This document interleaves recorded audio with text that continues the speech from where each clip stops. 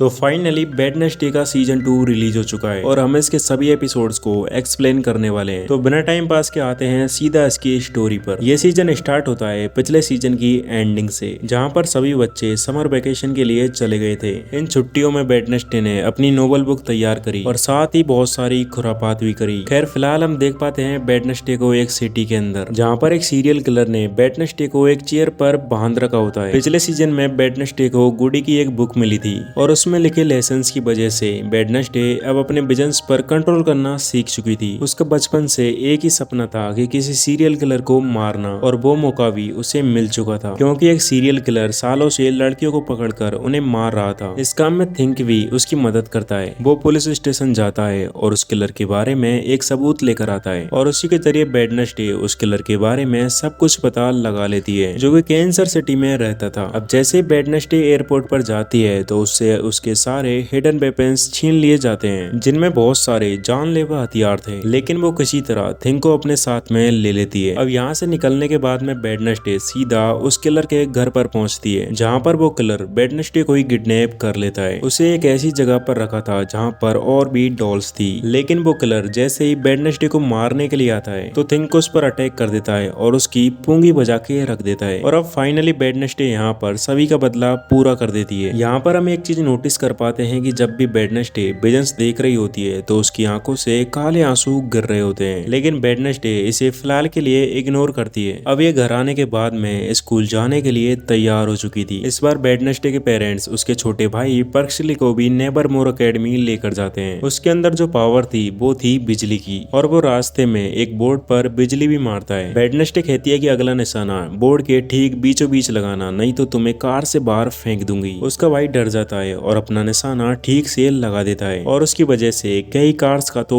Accident भी हो जाता है, लेकिन इन्हें कोई भी फर्क नहीं पड़ता। इसी बीच हम देख पाते हैं एक जासूस को, जो कि छुपकर एक कपल की फोटो खींच रहा था, और इस कपल का आपस में अफेयर भी चल रहा था। लेकिन तभी वहाँ पर बहुत सारे रेवन आ जाते हैं, और हम जानते हैं कि ये जब भी आते हैं साथ में मौत लेकर आते हैं। ये आदमी इतने सारे रेवन्स को देखकर कार के अंदर छुप जाता है और किसी को इन्फॉर्म करता है कि सारे सबूत मेरी डिस्क में है, लेकिन तभी वो रेवेंस इस पर अटैक करके इसे ही मार देते हैं। इधर वेडनेसडे के स्कूल पहुंचने के बाद में सभी बच्चे उसकी सेल्फी और ऑटोग्राफ्स लेने लगते हैं, लेकिन वेडनेसडे को ये सब बिल्कुल भी पसंद नहीं आ रहा था। ये सब इसलिए हो रहा था क्योंकि नेवरमोर को वेडनेसडे ने ही बचाया था। थोड़ी देर बाद ही हम नेवरमोर के नए प्रिंसिपल मिस्टर बेरी डॉट को देख पाते हैं, जो कि वेडनेसडे से काफी इम्प्रेस थे। ये उसे कल के बॉनफायर इवेंट में भी इन्वाइट करते हैं। ये सब होने के बाद में वेडनेसडे सीधा अपने रूम में जाती है, जहाँ पर वो अपनी फ्रेंड एनेड से मिलती है। एनेड की गिफ्ट करने के बाद में वेडनेसडे भी एनेड को एक डॉल गिफ्ट करती है, जिसके बाल एकदम रियल थे। ये जानकर एनेड एकदम दंग रह चुकी थी। अब वेडनेसडे जैसे ही वोल्कनी का दरवाजा खोलती है तो वहाँ से एक एरो निकल कर आता है, जो कि किसी ने पहले से ही सेट किया था। ये फोटो पेरी की वेडनेसडे से बात करते टाइम की थी, और उस फोटो पर लिखा होता है कि मेरी नजर हमेशा तुम पर रहेगी। शायद ये स्टॉक करने वाला पिछले सीजन में से ही कोई होगा। इस फोटो से वेडनेसडे विजन्स चेक करती है, लेकिन इनमें सिर्फ बैकग्राउंड ही नजर आ रहा था। ये सब देखकर वेडनेसडे अपसेट हो चुकी थी और उसकी आंखों से काले आंसू फिर से गिरने लगते हैं। अगले सीन में बेरी वेडनेसडे की मॉम से कहता है कि वो फंड रेजर की चेयरपर्सन बन जाए। साथ ही उन्हें उनका रूम भी दिखाया जाता है, जो कि पहले थॉर्न हिल का हुआ करता था। वेडनेसडे की मॉम मोर्टिसिया यहाँ पर रहकर वेडनेसडे को गाइड करना चाहती है। वो यहाँ पर अपनी वैन ओलिफिया का जिक्र करती है, जो कि एक रेवन थी, और उसके साथ में कुछ तो हादसा हुआ था, और वैसे ही लक्षण मुझे वेडनेसडे के अंदर नजर आ रहे हैं। लेकिन वो वेडनेसडे के साथ में ऐसा कुछ भी नहीं होने देगी। इसके बाद में वेडनेसडे जंगल में जाती है, जहाँ पर शेरिफ गेवलिन ने अपना काम छोड़ दिया था। यहाँ पर ये वेडनेसडे को बताता है कि ये जो विक्टिम था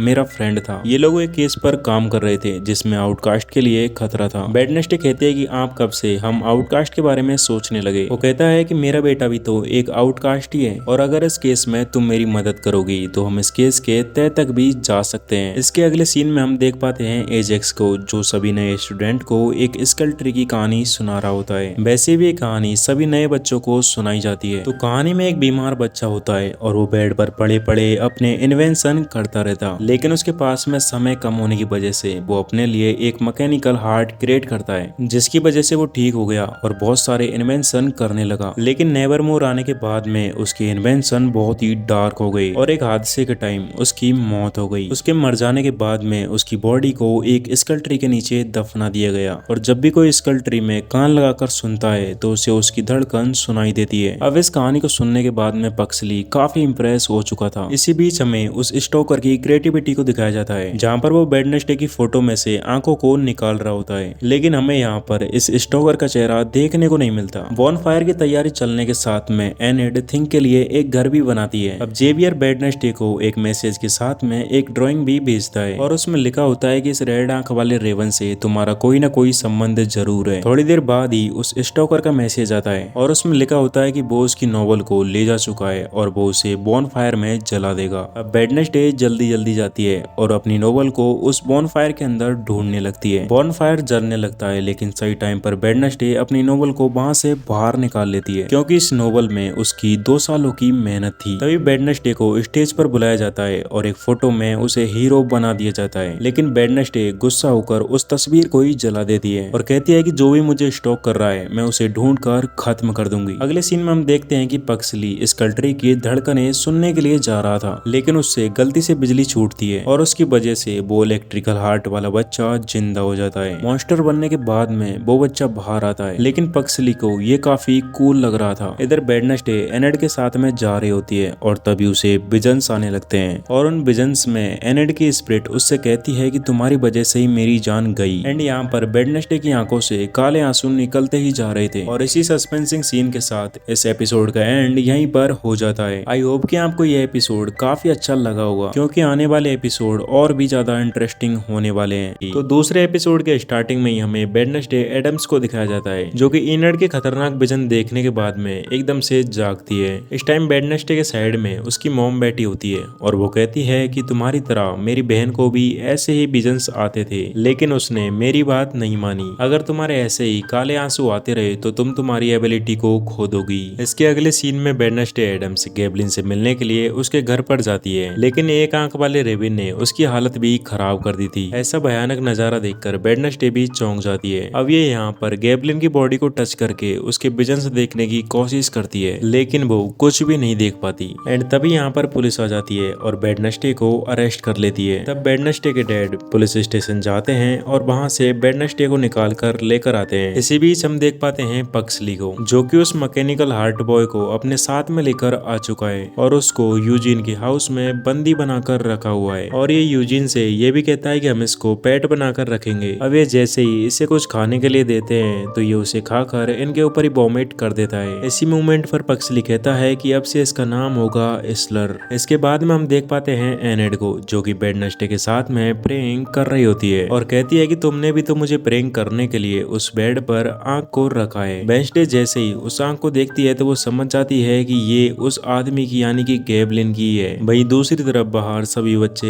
एक दूसरे को प्रेइंग कर रहे होते हैं। कोई किसी को पत्थर बना रहा है, कोई किसी को हवा में उड़ा रहा है, ना जाने क्या क्या। यहाँ तक कि एनेड के नए क्रश के ऊपर मधुमक्खी भी छोड़ दी जाती है। वहीं पर हम देख पाते हैं स्कूल के प्रिंसिपल और एक पुराने प्रोफेसर को, जिनका पूरा शरीर मैकेनिकल तरीके से बना हुआ था। तभी यहाँ पर वेडनेसडे आती है और पूछती है कि क्या यहाँ पर कोई बर्ड्स को कंट्रोल कर सकता है। तो प्रोफेसर कहते हैं कि नहीं, यहाँ पर पिछले 10 सालों से कोई भी एवियन एनरोल नहीं हुआ है। इसके बाद में वेडनेसडे डिसाइड करती है कि वो टाइलर से मिलने के लिए जेल जाएगी। अब ये पहले तो एनेड को ड्राइविंग सिखाने वाले टीचर के पास में जाती है और कार को हाईजैक कर लेती है। यहाँ पर वेडनेसडे कार को इतनी तेज और इतनी स्पीड से चलाती है कि ड्राइवर के होश उड़ जाते हैं। टाइलर को फिलहाल एक साइकेट्रिक हॉस्पिटल में रखा हुआ था। टाइलर के पास में जाने के बाद में टाइलर वेडनेसडे को मैनिपुलेट करने की कोशिश करता है, लेकिन वेडनेसडे उसकी बातों में बिल्कुल भी नहीं आती। टाइलर को अपने डैड के चले जाने के बाद में भी कोई भी फर्क नहीं पड़ता। वो समझ चुका था कि वेडनेसडे यहाँ पर मुझसे हेल्प लेने के लिए आई है, लेकिन टाइलर वेडनेसडे को ऐसी डार्कनेस सिचुएशन में देखना चाहता है और कहता है कि वो जैसे ही एनेड को देखेगा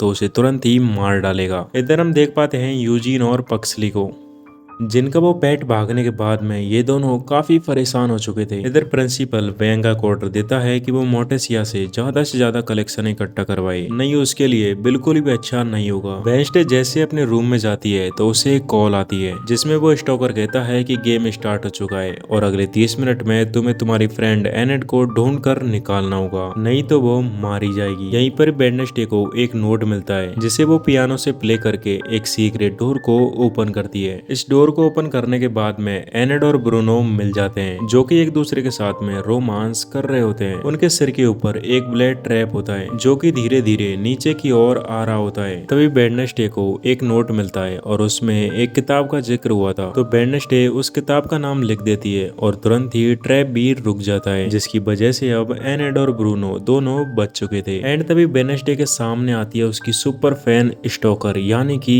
स्टार्टिंग में जो लड़की मिली थी। इस लड़की का नाम होता है एग्नेस और ये लड़की वेडनेसडे की नजरों में अच्छा बनना चाहती थी। इसके पास में जो एबिलिटी थी वो थी इनविजिबल होने की, और ये उसी की वजह से वेडनेसडे पर नजर रख पा रही थी। अब एग्नेस वेडनेसडे को शेरिफ का फोन देती है और कहती है कि मैं आपके इस केस में हेल्प करूंगी, लेकिन वेडनेसडे इसमें बिल्कुल भी इंटरेस्टेड नहीं होती और यहाँ से चली जाती है। लेकिन वो जैसे रूम में जाती है तो वो देखती है कि वो रेविन उस पर नजर रख रही है और उसके आते ही वो वहाँ से उड़कर भी चली जाती है। बियंका जो कि बैरी के प्रेशर में आकर मोर्टेसिया पर सायरन सॉन्ग का यूज भी कर रही थी, क्योंकि बैरी को हर हाल में ज्यादा से ज्यादा डोनेशन चाहिए था। अगले सीन में हम एक रास्ते में उस ड्राइविंग सिखाने वाले आदमी को देख पाते हैं जो कि कहीं पर जा रहा होता है, लेकिन उसे रास्ते में वो मैकेनिकल हार्ट वाला बॉय मिल जाता है और तभी वो उस पर हमला कर देता है जिसको पक्सली ने जिंदा किया था। और इसी के साथ इस एपिसोड का एंड भी यहीं पर हो जाता है।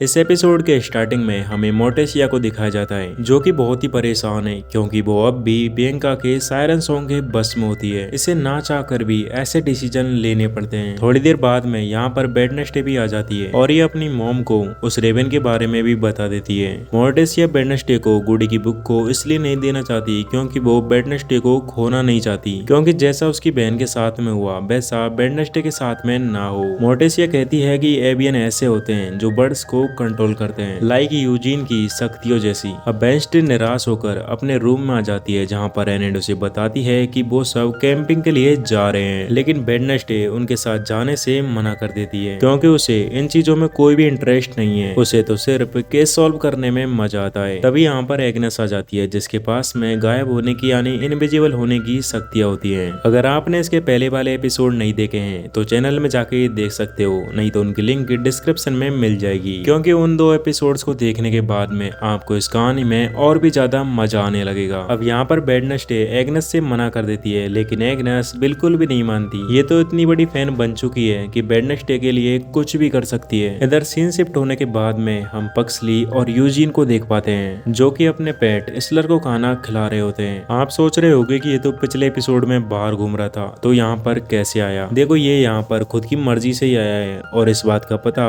पक्सली और यूजीन को भी है। पिछले एपिसोड में इसने उस ड्राइवर का दिमाग खा लिया था और उसकी वजह से ये अपने दिमाग को फिर से रीजनरेट करने लगा था। अब जैसे ये इन पर हमला करने की कोशिश करता है तो पक्सली इसको करंट मार देता है। अब वेडनेसडे जहाँ जहाँ जा रही थी वो रेविन उसका ही पीछा कर रहा था। वो गेवलिन के फ्यूनरल में भी जाती है और वहाँ पर कुछ पूछताछ भी करती है। इसके अगले सीन में हम देखते हैं कि बियंका एक होटल में आई है और वहाँ पर सायरन सॉन्ग का यूज भी कर रही होती है। एक्चुअल में ये यहाँ पर अपनी मॉम से मिलने के लिए आई थी क्योंकि उनके पति के एक काम में रेड पड़ चुकी थी और उसकी वजह से इसको यहाँ पर ऐसे छुपकर रहना पड़ रहा है। बियंका कहती है कि आप टेंशन मत लो, कुछ दिनों में ये मैटर भी सॉल्व हो जाएगा। तभी अचानक से हमें वेडनेसडे एडम्स को दिखाया जाता है जो कि एग्नेस के पास जाकर उससे पूछती है कि आखिर उसने गेवलिन के फोन को ओपन कैसे किया। तभी एग्नेस वेडनेसडे को अपनी फ्रेंड के पास में लेकर जाती है जो कि किसी का भी रूप चेंज कर सकता था। साथ ही एग्नेस यहाँ पर वेडनेसडे को शेरिफ गेवलिन से जुड़ी हुई काफी चीजें देती है जो कि वो उसके ही घर से छानबीन करके लेकर आई थी। एक वॉइस नोट में तो वेडनेसडे को उसका सुराग भी मिल चुका था। ये वॉइस नोट पहले एपिसोड के उस फोटोग्राफर का होता है जो कि किसी को कॉल करके कहता है कि वो सबूत डेस्क पर रखे हुए हैं। अब थोड़ी और तहकीकात करने के बाद में वेडनेसडे को उनके ठिकाने के बारे में पता चल जाता है और इत्तेफाक से स्कूल के बच्चे भी कैंपिंग के लिए वहीं पर ही जा रहे थे, इसलिए वेडनेसडे भी वहाँ जाने के लिए तैयार हो जाती है और उसे ना चाहकर भी एग्नेस को अपना असिस्टेंट बनाना पड़ता है। कैंपिंग में पहुंचने के बाद में पक्सली अपने साथ में स्लर को एक कॉफिन में डालकर ला चुका था और ये उसकी सबसे बड़ी गलती थी। वेडनेसडे उससे पूछती है कि इसमें क्या है, लेकिन वो बातों को टाल देता है। अब इस कैंपिंग की जगह पर डबल बुकिंग होने की वजह से यहाँ पर नॉर्मल लोग भी आ जाते हैं। अब आउटकास्ट और नॉर्मल लोगों के बीच में कंपटीशन स्टार्ट हो जाता है कि कौन यहाँ पर रहेगा, लेकिन अपनी वेडनेसडे एडम्स इस कंपटीशन को जीत लेती है। अब कैडेट क्लो अपनी हार को देखकर बहुत ही गुस्सा हो चुका था और इनसे बदला लेने की भी सोच रहा था। अब रात होने पर वेडनेसडे उस ठिकाने पर पहुंच जाती है जहाँ पर उसे कई नामों के बीच में लुइस का नाम भी मिलता है, लेकिन उसे अपने शक को सही साबित करने के लिए गुड की बुक चाहिए थी। इधर रात में ही एजेक्स और एनेड जंगल में एक दूसरे से बातें कर रहे होते हैं, जहाँ पर ये दोनों एक दूसरे के साथ में अपना ब्रेकअप कंफर्म कर लेते हैं। इधर नॉर्मल लोग आउटकास्ट वालों से बदला लेने के लिए यहाँ पर आ चुके थे,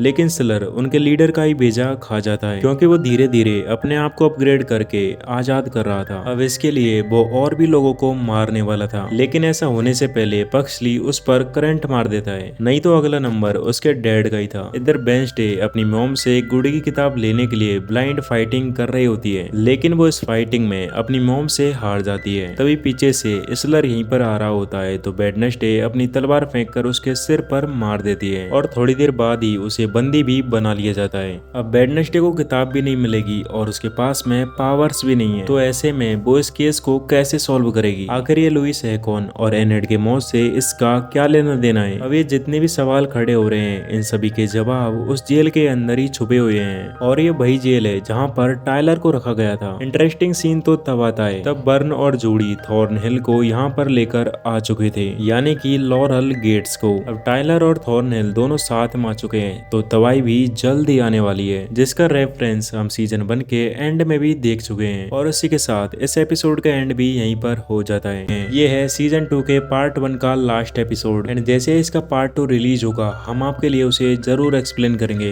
तो इस एपिसोड की स्टार्टिंग होती है लॉरल को दिखाते हुए। फेयरबर्न यहाँ पर इसको इसलिए लेकर आई थी ताकि ये टाइलर को ठीक करने में मदद कर सके। पहले तो ये मना करती है, लेकिन जेल में डालने की धमकी से इसको हाँ करना ही पड़ता है। अब ये जैसे ही टाइलर से मिलने के लिए जाती है तो टाइलर तुरंत ही ट्रांसफॉर्म हो जाता है, तो लॉरल अपने आप को बचाने के लिए कहती है कि वो जल्द ही तुमको यहाँ से आजाद करवाएगी। इधर सीन शिफ्ट होता है जहाँ पर वेडनेसडे तहकीकात कर रही होती है, लेकिन तभी रेवन उसका पैट्रिसिया वाला पेपर उड़ा कर ले जाती है। वेडनेसडे उसे रोकने की काफी कोशिश करती है, लेकिन वो अपने मास्टर के साथ में यहाँ से निकल जाती है। यहाँ पर हम उस रेवन के मास्टर को भी देख पाते हैं जो कि बाइक चलाकर यहाँ से भाग जाता है। फिर अब वेडनेसडे अपने रूम में आती है और अपने अंकल को लुइस का पता लगाने के लिए उसके ठिकाने पर जाने के लिए कहती है कि वो वहाँ पर काम करती है या उसे बंदी बनाकर रखा हुआ है। वेडनेसडे अब अपनी आंट ओफेलिया के बारे में पूछने के लिए अपनी मॉम के पास में जाती है कि ओफेलिया बिलोहील क्यों गई थी। उसकी मॉम बताती है कि जब उसकी बहन 10 साल की थी तो उसे वो गेट पर चिल्लाती हुई मिली और उसकी आंखों से काले आंसू निकल रहे थे, तो हेस्टर ने उसे बिलोहील भेज दिया था। तब मोर्टेशिया ने हेस्टर को काफी समझाने की कोशिश की कि इसकी प्रॉब्लम मेंटल नहीं है, साइकिक है, लेकिन उसकी माँ हेस्टर ने उसकी एक भी ना सुनी। वेडनेसडे के बाहर जाने पर एग्नेस उसे बताती है कि नेवरमोर के अंदर एक ऐसा साइंस टीचर था जिसकी दिमागी हालत खराब होने की वजह से फिलहाल वो भी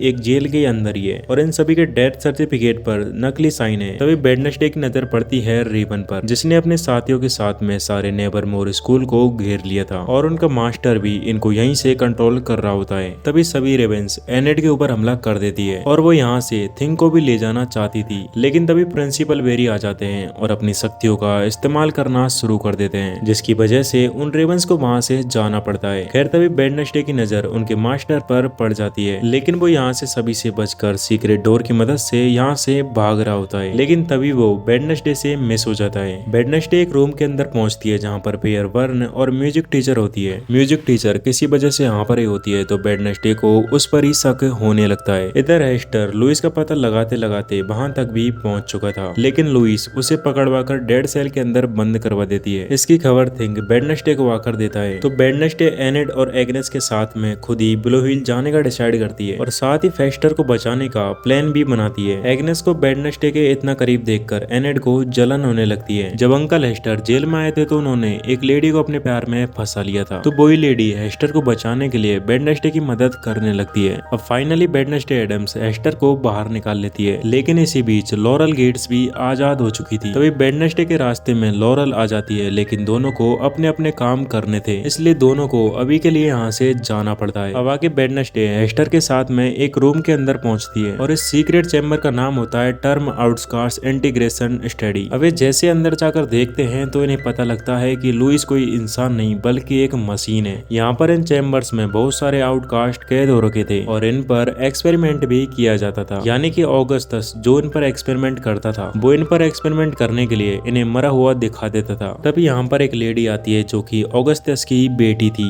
यानी कि जूडी, और इसने अपने अपने डैड के एक्सपेरिमेंट में पूरा साथ दिया, जो कि नॉर्मल इंसानों को आउटकास्ट में कन्वर्ट करना चाहते थे। और इसके लिए उन्होंने बहुत सारे एक्सपेरिमेंट किए और एक खुद जोड़ी ही थी जो पहली बार एक एवियन में कन्वर्ट हुई थी, जो कि नॉर्मल से बदलकर बर्ड्स को कंट्रोल करने वाली एक आउटकास्ट बन चुकी थी। तभी यहाँ पर हेस्टर जोड़ी पर हमला करता है, लेकिन उसकी गलती की वजह से सभी आउटकास्ट बाहर आ जाते हैं, यानी कि जिन पर एक्सपेरिमेंट चल रहा था। और शेरिफ गेवलिन भी इन्हीं आउटकास्ट पर काम कर रहे थे। अब पूरे बिलो हिल के अंदर भगदड़ मच जाने की वजह से लॉरल खुद को आजाद करने के साथ साथ टाइलर को भी आजाद कर लेती है, लेकिन टाइलर उसे ही स्टैब करके वहां से भाग जाता है, जो कि अब एक हाइड में कन्वर्ट हो चुका था। थोड़ी देर बाद ही हम देख पाते हैं कि टाइलर और वेडनेसडे का आमना सामना हो चुका है। हाइड वेडनेसडे पर हमला करके उसे दूर फेंक देता है और तब तक यहाँ पर बहुत सारी पुलिस फोर्स भी आ चुकी थी। तो ये सभी पुलिस फोर्स उस हाइड पर हमला करने लगते हैं। अब थिंक वेडनेसडे के पास में जाता है और उसके आखिरी पलों की बातों को सुनने लगता है। वो कहती है कि मेरे ये आखिरी पल है और मुझे शायद मेरी माँ की बात मान लेनी चाहिए थी। लेकिन तभी सीजन 2 के पार्ट 1 का एंड यहीं पर हो जाता है और हमारे लिए बहुत बड़ा सस्पेंस छोड़ जाता है। तो गाइज ये होती है वेडनेसडे सीजन 2 के पार्ट 1 की स्टोरी। अब हमें इंतजार है तो सिर्फ और सिर्फ इसके नेक्स्ट पार्ट का, जो हमें जल्द ही देखने को मिलेगा। पार्ट 1 के सभी एपिसोड आपको चैनल के अंदर मिल जाएंगे। एंड आप कमेंट करके बताना कि आगे क्या हो सकता है। क्या वेडनेसडे जिंदा बच पाएगी? मिलते हैं आपसे नेक्स्ट वीडियो में। Good bye.